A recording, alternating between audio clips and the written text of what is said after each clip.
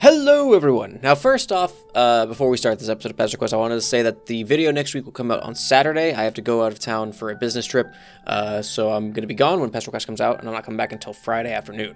So, I'll get the video up and recorded, and it should be ready Saturday, still 1 p.m. Eastern Time. But, just letting you guys know ahead of time, next week's video will come out on Saturday instead of Friday, 1 p.m. Eastern Time. Now, on with the show! Welcome, everybody, back to Pesterquest. My name is Brodemus. Last time we had Gamzy Makara. Good old macaroni over there. It's Makara, I understand. Or at least that's how I pronounce Gamzy's last name. Anyway, this week, we're going on to who was once upon a time my favorite troll. Probably because she's Scorpio. That's her symbol, is a Scorpio.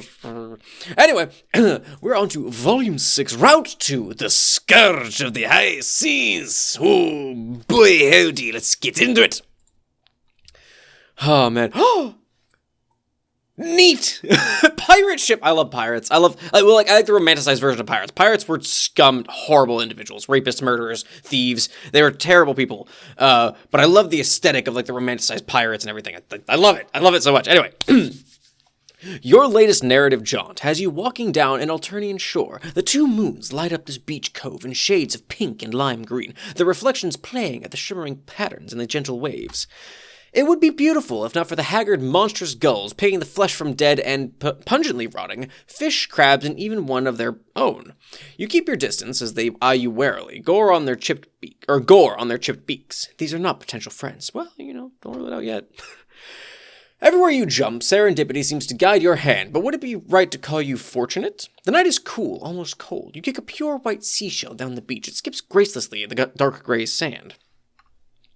You have brought friends together and just barely begun to master this tremendous and strange new power. But no, you think, you are not fortunate. As you walk alone down the sand that's still radiating stored up heat from the searing day, you feel a pang. Something is missing. You know you felt this way before, but you can't place when. You have a gulf within you, the width and breadth of this ocean, an isolation so plain, so true, that it seems impassable, invincible. This is really poetic, this part is. I am not, clearly. You step on a weird bug and you don't even care. Yes, you are filled with a sudden, almost comforting conviction. Nothing you have done on your journey has really made a difference. If you can pick up and put down the lives of these alien weirdos and human weirdos and shake them like an Etch-a-Sketch when things go wrong, are you really accomplishing anything? Or are you just building shitty castles in the sand with flimsy plastic implements, castles that won't mean shit for nothing when the tide rises? You've decided you are a creature of solitude. You are a rock. You are an island. From now on, you walk alone. Okay, this is an interesting turn. There are many an angled figure crouched with terrible posture on a dock ahead. Sure, that figure may be sitting next to an intriguing-looking moored ship, yes. But surely one glimpse of a potential life to meddle in won't immediately make you fall off the wagon, back to a life of itinerant friendship, right? Oh, sweet, a new friend! Boy, friend is not a word I would use to describe Vriska. God damn it. You amble over to the girl hunched on the dock like the stupid Thembo friend slut. Thembo. Okay, got it. Can you see the connection my brain made? I had to work through that. The stupid Thembo friend slut you are, doing an acrobatic fucking pirouette off the wagon. She hasn't seen you yet, so you watch her like a creep. Yes! Okay, I got really excited. It just welled up inside of me. She's leaning over a complicated pile of papers, erasing boxes and filling them in again. Every once in a while, she pauses to roll various dice. She working on her Flarp character? As soon as you take one step onto the wooden deck, she looks up and jumps with feline quickness into a standing position, looking immediately ready for a fight. Whoa. What are you? You raise your hands in a pathetic sort of, I'm innocent and weak motion, which for you is basically any motion. Wait a second. You're that weirdo that was bothering Kanaya, aren't you? Yep, you're exactly that weirdo. That's me. I'm the weirdo. And now you're here saying hello to a new stranger and maybe make a new friend. Isn't that great? Isn't that grand? We're here to have a gay time. Great, just when I needed more meddling. I know I'm the coolest, but I'm kind of busy right now. Big campaign tonight. Dude, you are so good at campaigns, you tell her. You're all about hope and change. You helped Al Gore hang a Chad, tip a canoe, and Tyler, too. What even the fuck are you saying? Don't call me dude or anything else for that matter. Don't address me. You mean you're down to help? Maybe be her campaign manager? I'm the captain here, buddy. But as it happens, I'm currently all out of first mates. Want to be a swabby? Oh, it's like a boat thing. Yes? So that's why there's a boat there. What are all the papers on the ground for? I got a lot of questions and not a lot of answers out of this. The campaign, dumbass. They're the character sheets for me, the greatest petticoat seagrift ever to sail the 8 seas. One of our friends was raised in a cave, and she still knows what flarp is. One of our friends was raised in a cave, and she still knows what flarp is. Well, you can zap over to the cave and ask her then. Her look of indifference is immediately replaced with a tilt of the head, as though your threat to leave caught her attention. Ew, not unless you want to smell like cat piss for weeks and get high off secondhand nip. Okay, is Nepeta gonna be in the next volume? There's always like light references to whoever's gonna be next, so we haven't met Solix yet, I guess. I don't know. Look, it's simple. Pick a name and roll up some stats. Okay, we're gonna play D&D now, huh? I'm good with that. I'm DMing a game, like every other week. For example, I'm Marquis Spinner at Mindfang. I'm the scourge of the high seas, an undefeated champion of naval flarp. My colors on the horizon turn even high-bloods into sniveling cowards. You said that sounds really cool. Dope. Dope. But aren't troll names 6 letters long? You mean, you've only met a couple before this, but for some reason you have a really strong sense of the rules here. I'm in character here. Try to keep up. You guess that explains the outfit. She seems really into this. Maybe weirdly into this. It's all a bit intense. Isn't it just a game? Flarp is more than just a game. I like that her, her troll tag is the Marquis. It's not Arachnid's grip right now. I really like that, actually. And I'm the best there is. How about this? If you're gonna make a character and sail with me, I'll tell you my real name. You'd look at her elaborate costume over at her ship and decide, why the hell not? You've already made your friend bed, now you have to sleep in it. Fuck it. Not that you're going to sleep or anything, that would be patently ridiculous. Oh my goodness gracious. The stat bat! Okay. Jeezy Pete's. I'm flashing back to when I was first learning the 5e. Okay, let's walk you through this. You should be flattered that a master gamer like me is giving you the full tutorial. I had to read the books myself with no help. The first thing you do is roll values for each of the 10 dice rostra. Simple, right? She pops a huge bag of dice out of her Sylladex and starts handing you groups at a time. You roll 2d4 for Dice Rostrum, Throne of the Empress, and get 2 1s. You roll 66 for Dice Rostrum, Conductor Stand, and 6 fucking snake eyes stare at you from the wood of the dock. Wow, you're really bad at this. You're really bad at this. Take the insult lying down. I like that I don't even have a choice in all of this. You gotta hand it to her. When she's right, she's right, and she's right, so and she's right, so she's right. Cyclical. You finished all 26 dice rolls required for this game, and you've gotten the lowest on each one. What rotten luck. So is she stealing my luck? Isn't that what? Oh boy, she's a thief of light, right? Shit, I don't remember. I have never seen anyone roll this low before. I don't even know how you could get a 0. Or you could get a 0. I mean, boy, I don't know how that's possible, actually. It's okay. We can say this by putting the stats in the right place. She flips to another page of the player's handbook that shows you the attributes of Flarp. For some reason, you can read them, despite just arriving on this planet for the first time. Right? Haha! Good one. So your Vim, Grit, Pulchritude, and Grace combine with real-life vitals to make your HP.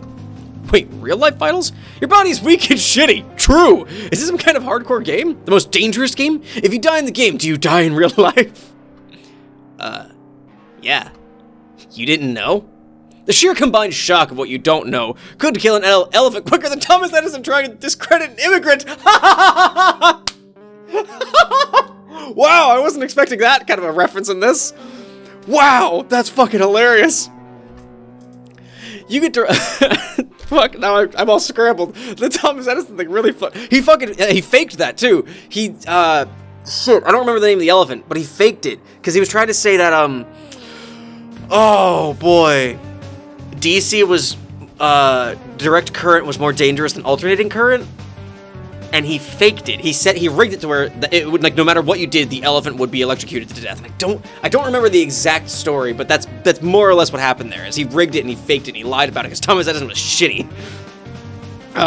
Was it Tesla he was discrediting? Fuck, I don't remember now. Anyway, back into Pesterquest. You get to roll again when you level up, so don't be so pathetic forever. Or so you won't be so pathetic forever. I don't know about that. I mean, if you survive. But with a scourge like me at your side, you're on easy street. I'm jealous of you, really. You gulp and nod. Okay, let's finish this. Summoning a stat bat is the first thing you'll do upon creating your character. I love the stat bat. The Marquis grins. Her lipstick smears a bit where her fangs jut out. You'd think that's just how it is for trolls wearing lipstick, but Kanaya's was perfect. She pulls an 8-ball out of her pocket and smashes it suddenly and violently on the dock. You jump at the noise. She looks at you pitifully, and then decides not to make fun of you. Out of the wrecked plastic sophistic spear, a gross fucking grubby worm appears. It's like the size of a wiener dog. Oh, it's the size of a wiener dog, and it's wriggling. You see that it's pulsating. Covered in the blue-tinted family recreation water, once inside an 8-ball, the blue-tinted family recreation water, once inside an 8-ball, the grub's swollen ovipositor glistens. It extends to deposit a massive brood of eggs, each glowing at the center with a slowly pulsating LED light. This is so fucking gross. You look away and dry heave a bit, leaning off the dock. So far, this game sucks ass. Jeeg. Don't tell me you've never seen a game grub before. And we're the Game Grubs. You tell her you've never seen a Game Grub before. Also, maybe she should give a CW before she... Boy. A CW before she makes you watch a thing that includes a glistening ovipositor? What? Oh, shit. Yeah, that was pretty gross. Here. You bring up the pause menu, click on warnings, and give it a read before making an informed decision. Have those been here the whole time? Vriska taps her foot impatiently while you fuck around in the game client. For some reason, seeing a full list of content warnings isn't easing your anxiety about what's ahead. It reminds you of something that once made you really angry. In fact, you're especially worried about the gore and death tags. Maybe you should just peace out of this.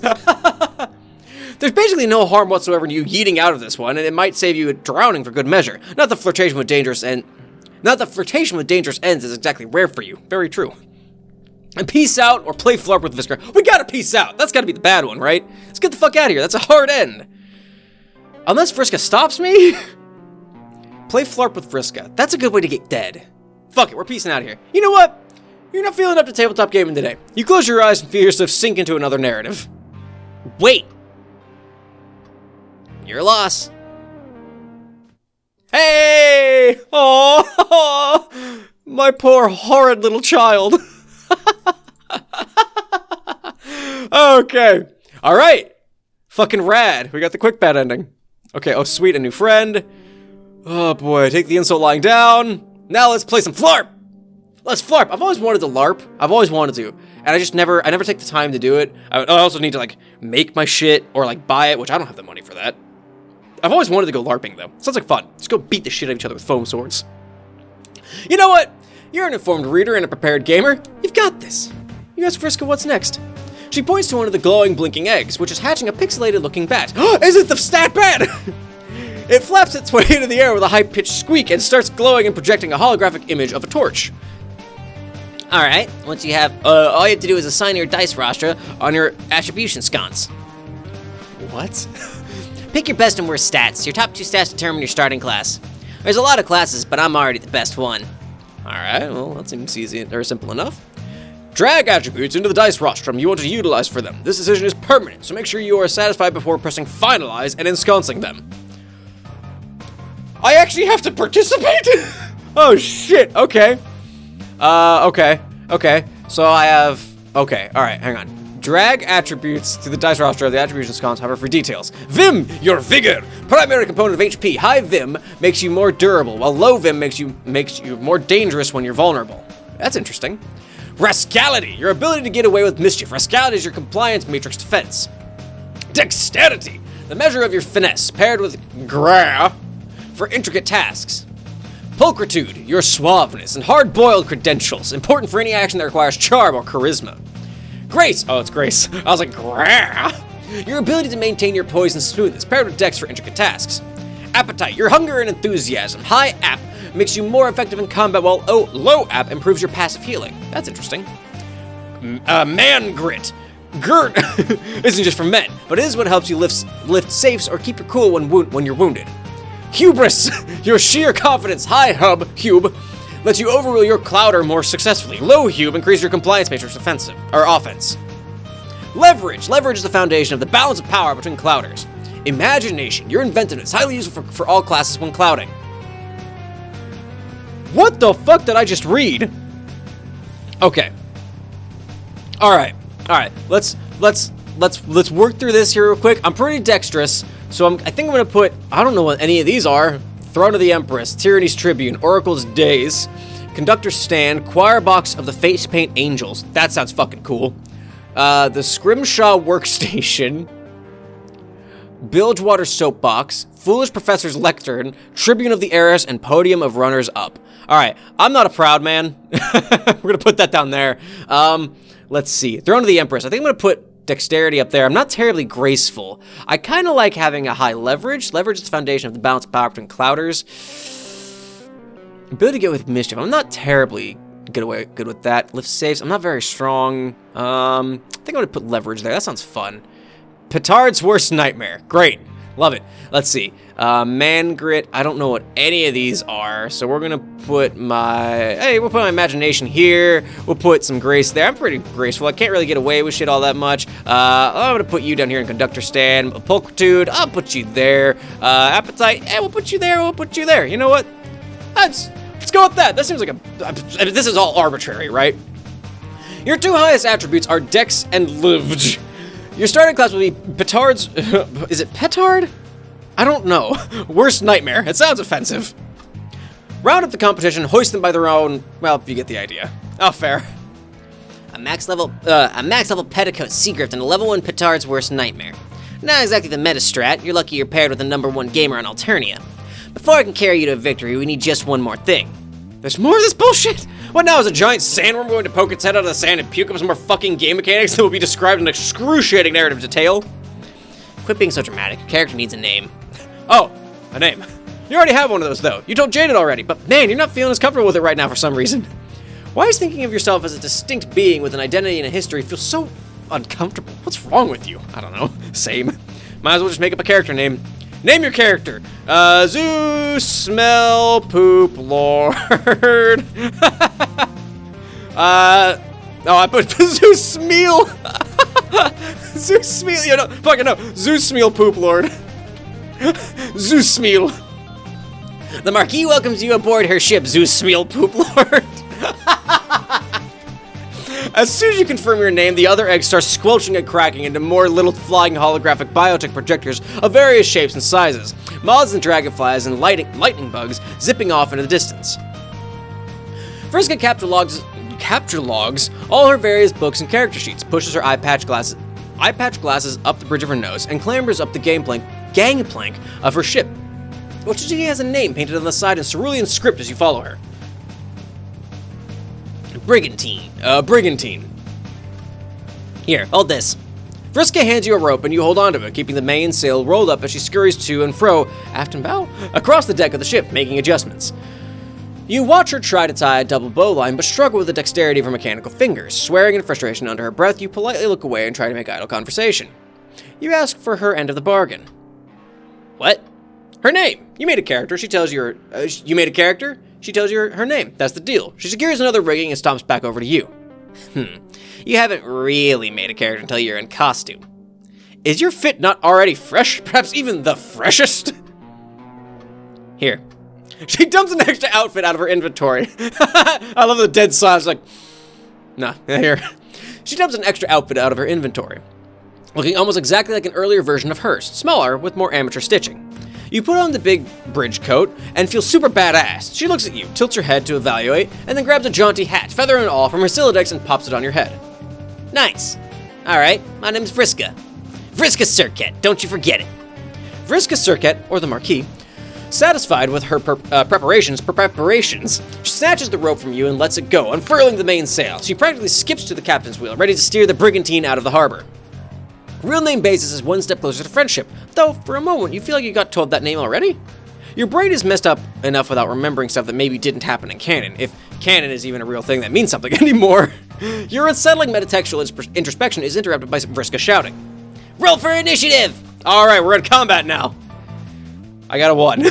You hear the buzz of projector bugs boarding your ship, and soon 4 flickering holograms appear on the main deck, looking like lurching zombie trolls. You already hear dice rattling on the deck, and you look over at her to cheat and figure out what you need to roll. Alright, I'm starting with an 18. Looks like you got subtract the modifier. 19. Huh. Guess you go first, Zeus Meal Poop Lord. This is it. It's LARPing time. You look down at the piece of paper with your abilities on it, ready to cast magic missile or Bugsby's grasping hand or some shit. You pick the top attack from the list. Bigby's hand! It's your special class ability. You channel the spirit of the Petard's worst nightmare, point straight at one of the holographic zombies, and yell that you're casting Hoist This. You grab a d20 and blow on it in your hand. Your lady luck. No snake eyes. Other gambling terms, whatever. You let the icosahedron of Tabletop Destiny drop through the air, awaiting the result with bated breath. The icosahedron of Tabletop Destiny. That's incredible. I love it. Nat 1. Nat 1. You get a 2 and miss. God damn it. Vriska laughs out loud. Check out how a real gamer does it. Then she shows you how a real gamer does it. Over the course of this and the next 4 holographic encounters of ballooning complexity, TD6 difficulty, and word count, she just rolls so many goddamn dice and keeps track of so many goddamn stats. You're overwhelmed, bewildered, and tired of doing math and pencil by the time the last squid-themed hollow monster dies. You were worried about the danger of this game before, but it seems like the only way you're gonna die today is from fucking boredom. Then you spot it. A schooner painted all in black emerges from the fog. You shout to Vriska that there's a ship on the port horizon.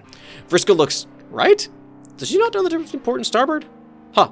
You point in the proper direction, and she gives that mischievous grin of hers. Now it's time for the real action. We've entered the PvP-enabled zone. She puts aside her character sheets and dice, drawing a blue saber. She holds it in one hand, the ship's wheel in the other. That's the Rue, the ship of Dreadclaw Ophelia.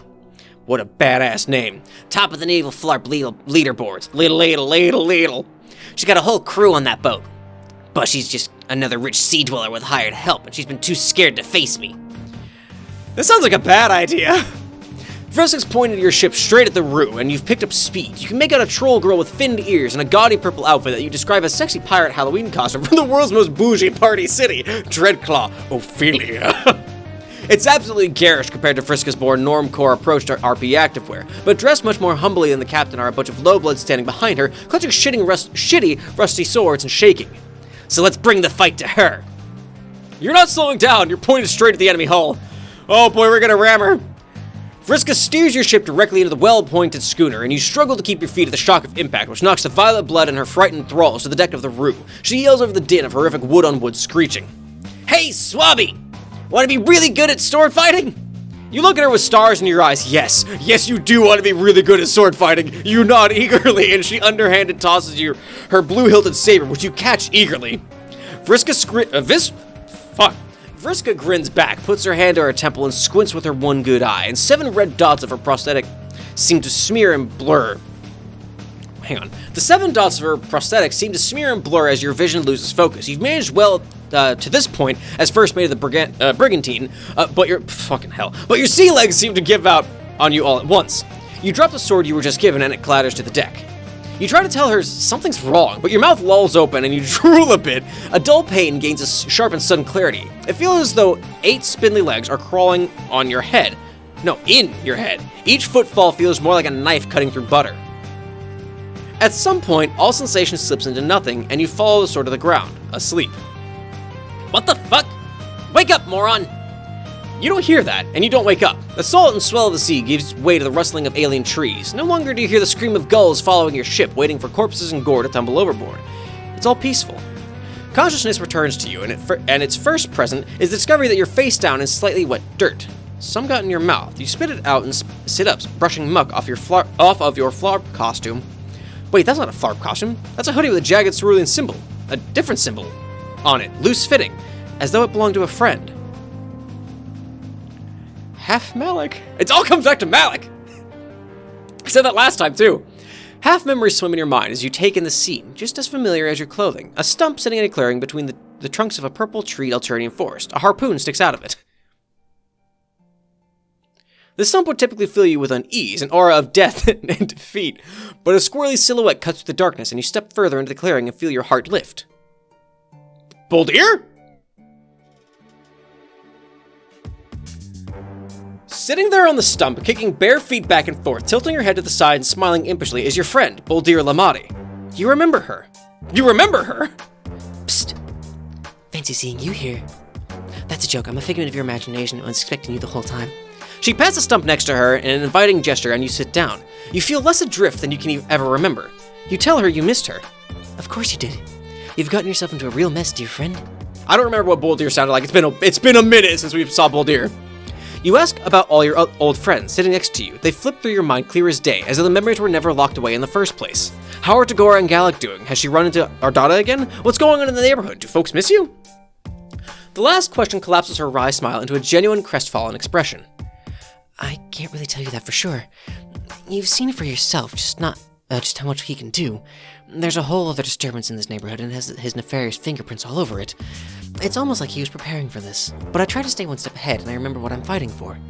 Do you? The question is arresting. What are you doing? Even with your memory clouded, you've just been bumbling into other people's stories, breaking things as you go. Well, there's nothing wrong with breaking things. It's like they say. Sometimes you have to compromise a few unfertilized cluck-beast embryo in the name of a complete breakfast. Sometimes you gotta break a few eggs. You tell her you haven't had a good breakfast in ages. One of the places you were at had swords in the fridge. Also, you have absolutely no idea what you're doing. You're going where the river takes you. But things are different now. There's a great power within you that you are just now realizing. The power to shape the river, to use its waters to scour the lands as you please. So this is the river that was in Nikki's route? Is that wasn't just a weird vision thing? That's actually something that MSPA Reader will eventually be able to manipulate? It's interesting. A power even he doesn't fully understand. You look down at your hands, these hands. Sitting next to her, you start to remember the green room, the story you've fallen into. You tell her there's so much broken and you have no idea how to fix it. You tell her you wish she was real, not just in your head. She'd know what to do. She tilts her head again, inquisitively. Am I, though? Just in your head, I mean. The story is only broken if you accept that it is broken. If you think of the story as something given to you, but it's not. Puppet Masters may try and tell you that the strings they are pulling are the only ones. As she says this, her head jerks back, oddly, but she continues whispering, calm as ever. Don't be afraid. Don't let anyone tell you that this story belongs to them. Not him, not anyone. You feel it too. It feels like threads tug at your body, and it hurts even more. Her limbs twitch and pull in gruesome pantomime as more and more strings loop around her and disappear skyward. They nearly surround her completely, but you are powerless to resist, paralyzed.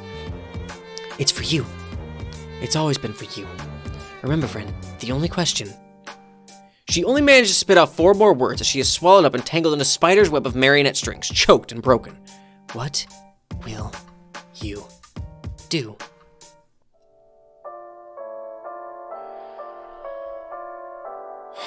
I was informed that the last one was a doozy. Holy shit, they told me this one's gonna be a doozy too.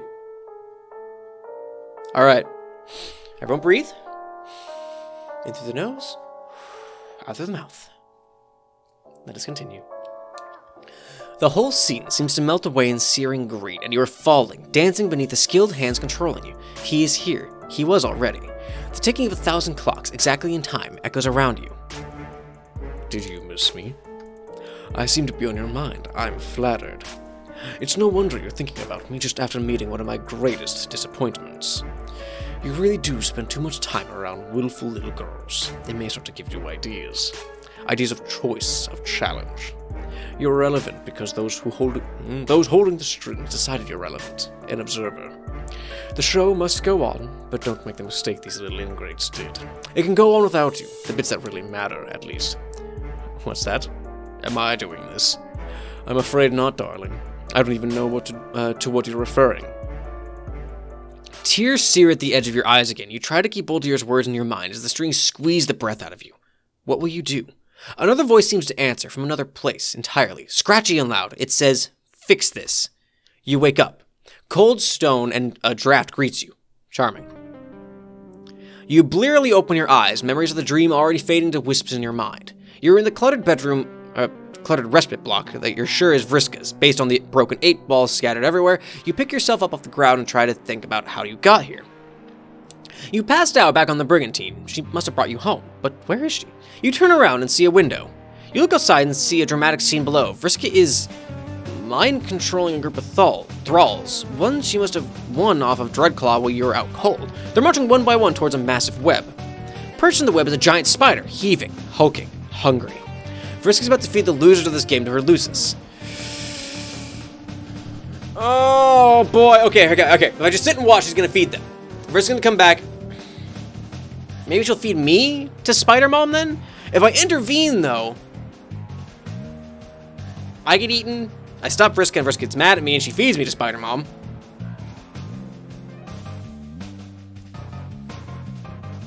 Fuck it. I can't watch. Hide in her room away. That seems like it's very passive. A lot of the choices you make for like to progress things are very active. Maybe, I don't know. We're gonna do this. We're gonna sit. I can't watch. I can't watch Spider-Mom eat. Okay. Holy shit. Vriska loses a giant spider monster that eats children. This explains so much, and you also raises a significant number of questions that you're gonna think about while not watching these kids get eaten. You look for something to distract yourself with. You spot a black raggedy book, much older than anything else in this room, with Vriska's symbol on the cover. You reach forward and open it up, flipping to a random page and seeing what looks like a journal scrawled in cerulean, but not Vriska's handwriting from your character sheet. Looking inside the first page, you see the name Mindfang. You read, and holy shit, you're very unsure this is appropriate for a young girl to be reading. You keep flipping through to different parts, and wow, it just gets worse. Vriska named her character after this? You lose yourself in hate reading Mindfang's long stories and about petty crime, dubious consent, and weirdly detailed descriptions of the outfits of a woman named Red Glare. You're surprised, then, when Vriska walks up the stairs, hands in her pockets, looking at the ground. She doesn't even look at you before sitting down on the floor across from you, cross-legged and staring 1,000 yards into the distance. She rocks back and forth, hands still in her pockets. You go to give her a reassuring pat on the back, a pat on the back. As soon as you touch her metal shoulder, cold even through her shirt, she turns to you with a jumping glare and hisses like a cat before facing away again. You get the message. She takes an 8-ball out of her inventory again and then savagely, brutally beats it on the stone floor of her room until it's nothing but shards and a puddle. Then the two of you sit. She occasionally picks through the debris of the 8-ball and rocks, clenching and unclenching her fists. But as the minutes pass, her breathing slows bit by bit. You don't say a word or bring up what happened. She's the one who talks first. Earlier, you seemed like confused about why I care about so much about playing a character. She thumbs the dog-eared edge of a worn piece of paper in her sharp-clawed hand, staring at the wall. She's still got blood on her jacket, blood that almost makes you retch with the memory of spidery mandibles devouring her spoils. One glimpse of it makes you sick. What would dozens do? Hundreds. I mean, it seems obvious to me that the Marquis is the greatest and coolest character ever made. But I've been here for so long, it's sort of like a part of me. Everybody's throwing shapes every day and acting like something, right? But most people are so boring. They don't even dress up, they don't act, they're always so obsessed with being the exact kind of troll they were yesterday. Maybe you don't have to be the same. Maybe you can go on message boards and try out being someone new and find out you like it. Maybe it's nice to be called something your Lucis doesn't call you. And meet people who only ever knew you as the girl online or on the other ship who was like super badass and good at things.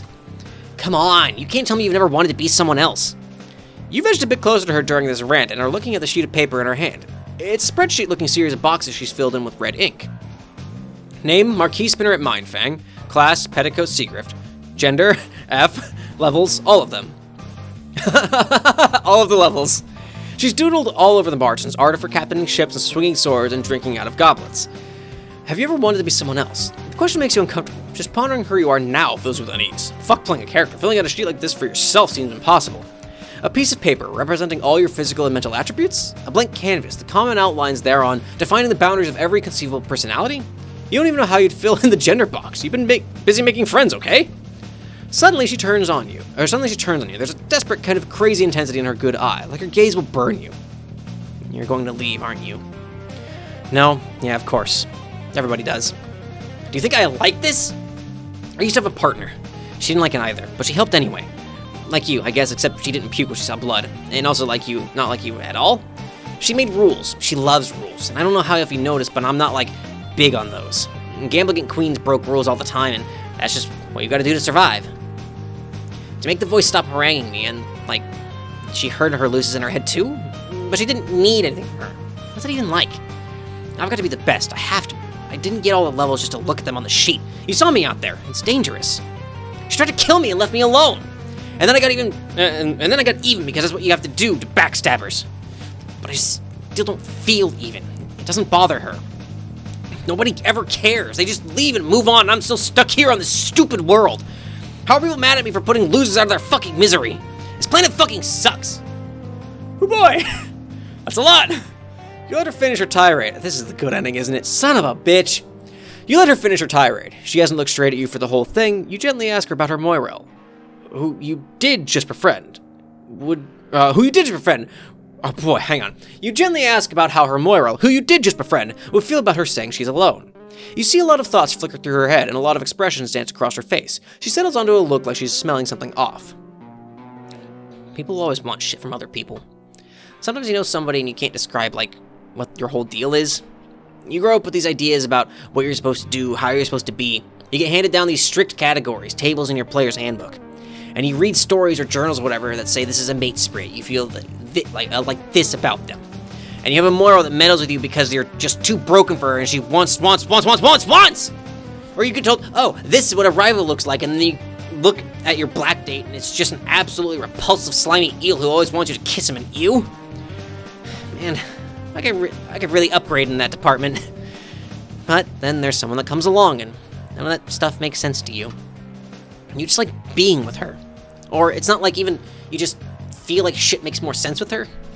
I would say it's like you have this voice in your head saying you're not good enough all the time, but she makes it quiet. But I actually do have a voice in my head saying I'm not good enough.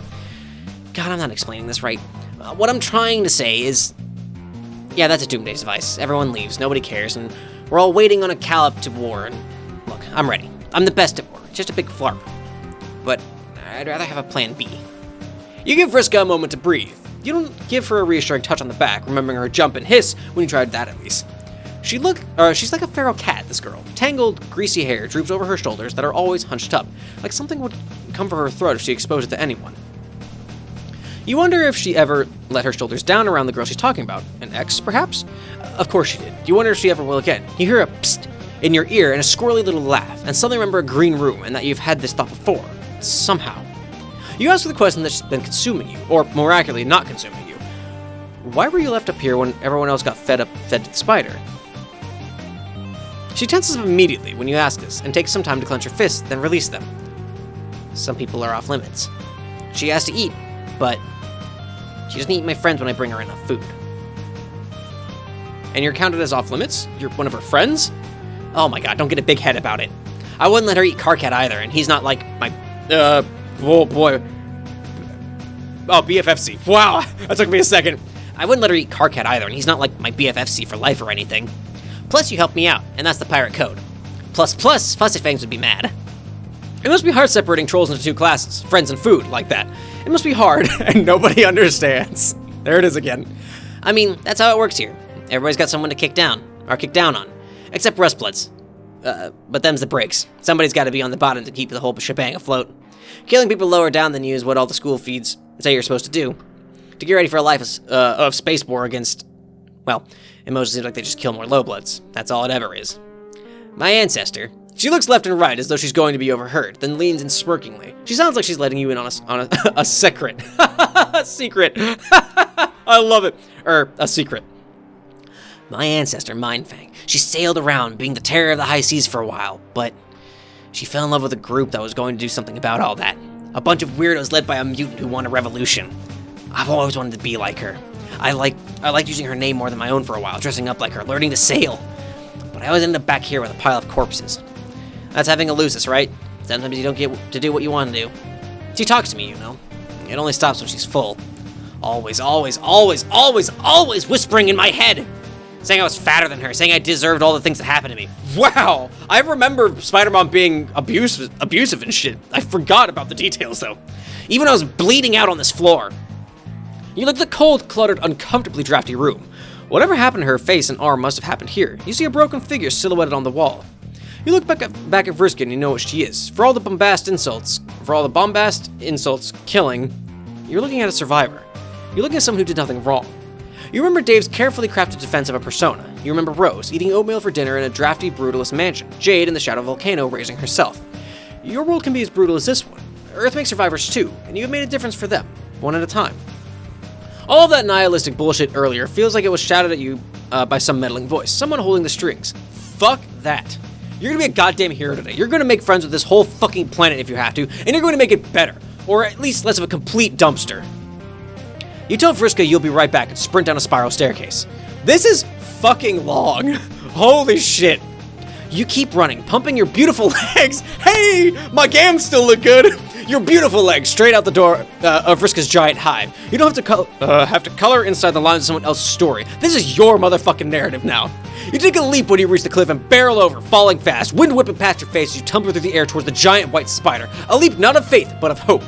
You crash into the caravans of Vriska's terrible murder mom hard, cracking it with a piercing shriek. At the same time, you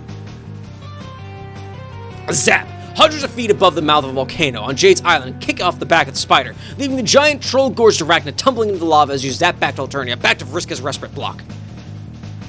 You appear behind her. She doesn't notice you. She's looking out her window, down at the empty web with a shocked expression. Still looking out the window, her stunned silence turns, slowly, into a grin somewhat less generous than you would describe as shit-eating. Holy shit, Zeus Meal Poop Lord! You actually did something!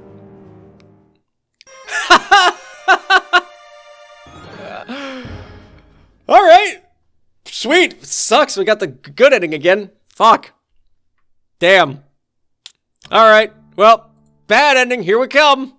This is a long one. Holy shit, this is a long one. Alright, let's go. Sweet and new friends. Zippity zap. Take the insult lying down. Alright, we play Flarp. We go through... Oh shit, I gotta do this again. Alright, bear back. Okay, we're randomizing it. Name your character. Okay. Well, we committed the Zeus meal. Poop Lord. Enter. Okay. Fuck. Alright. Bad ending. Here we come. Vriska's about to feed the losers of this game to her losers. Let's intervene! Holy shit, this was supposed to be a game. These innocent kids are getting fed to a fucking spider. It's all because of your definitely essential contributions to Vriska's victory. This is so messed up. Games don't cause violence, you think, as you rush down the stairwell. They can't! Vriska's going to discredit an entire generation of gamers and add fuel to the fire of anti-gaming activism with this kind of behavior. Oh, and also kill some kids. That's like normal attorney stakes, though. You gotta defend the integrity of Fortnite. That's much more important, obviously.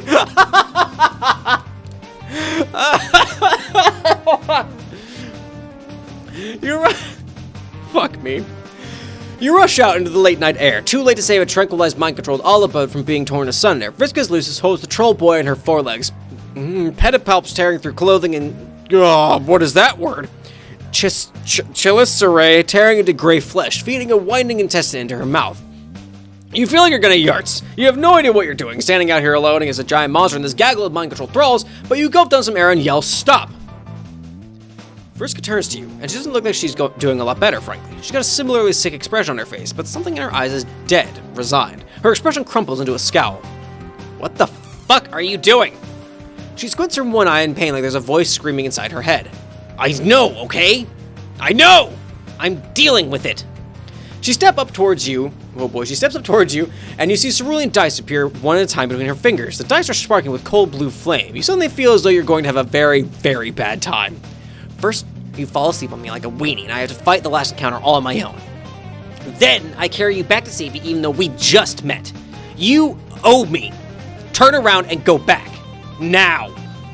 You look up past her at the giant spider. The awful noise of squelching has stopped. 8 eyes are trained on you, blinking out of order. A spattered Pollock palate of multicolored blood is smeared all over her slavering mouth. Pollock, Jackson Pollock. Got it. Got there eventually. There's 7 trolls still standing there beside her, mindless, mouths lolling. Next. You don't turn around. You don't go back. You stand your ground, unarmed and without a plan. Surely your new friend will see how wrong this is. Vriska looks hurt for a moment, betrayed, but the same glare settles back on her face. You think you're a big hero stopping this dangerous bitch, right? Happy as bivalve mollusk about your little protagonist moment.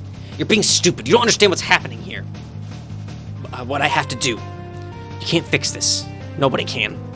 So now you're just another little weenie who thinks they're a hero and I'm a villain. So sure, I'll play ball. I'll be exactly what you want. She tosses the dice on the ground. Oh. Restraint. Okay. The dice glow with a blue flame as they tumble to a stop. An ethereal whip materializes and snaps around your ankles, and you are dragged dizzyingly fast towards the spider's web as Baroness's restraint. The friction of your ass on the rocky cliff face tears the butt off your flarp costume, exposing your delicate cheeks to chafing. Your greatest asset. But not my legs are my greatest asset. What are you talking about? But things get far worse than that as you are flung directly into the clutches of the horrific arachnid. The fangs of Vriska's Lucis pierce your skin and pump you full of numbing venom that causes everything to fade to black and static numbness. Which is good because she's beginning to eat you alive. It's also good because you can't see or hear a little girl stifle a sniffle, holding herself with crossed arms, one mechanical, and rocking back and forth, watching another friend consumed by this chaos that never leaves her. Great work, hero. You got forward. Oh, man, that's upsetting as shit. All right. I like this. I like this. There's color here. I like it. All right, well, that's the episode, everybody. Thank you so much for watching. If you liked it, make sure you click the like button down below. Subscribe so you can keep up with my stuff. New video every 1 p.m. Usually on Fridays. Next week, it's on Saturday. Because I have to go off on a business trip, which I'm an adult now. I have business trips. How about that? But next week will be on Saturday, but it's normally Fridays, 1 p.m. Eastern time. Comment, let me know what you guys think about this. That good ending was really nice, actually. I saw something on Twitter about someone, like, hoping that Vriska can now, like, get onto the path of, like, becoming a better person after Spider-Mom's death. Which would be nice, which would be really nice. And show this to your friends. Show them, boy, I say this every episode. We're getting some weird shit now. Because now we had Boldir show up, and, like, there's still some sort of presence from the past that's still there. I don't know, man. There's some shit going on. But that was a good part. That was a lot of fun. I really enjoyed this. Anyway, I hope you guys enjoyed this, and I hope to see you next time. Later, everybody.